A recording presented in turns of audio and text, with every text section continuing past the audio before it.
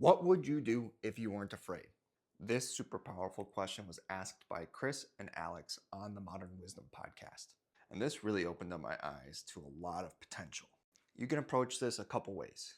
The first is the most obvious. What would you actually be doing?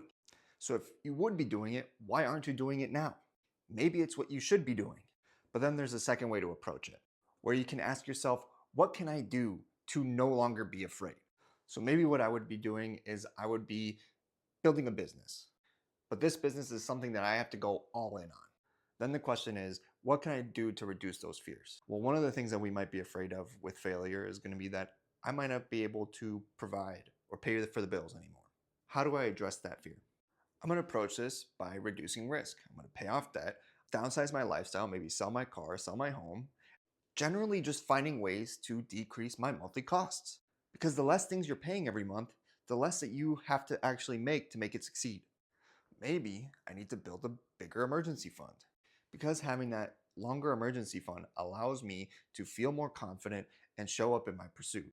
And if I opt to do both strategies, I could get to that 1 year emergency fund quicker because I have less costs. So ask yourself this question. What would you be doing if you weren't afraid?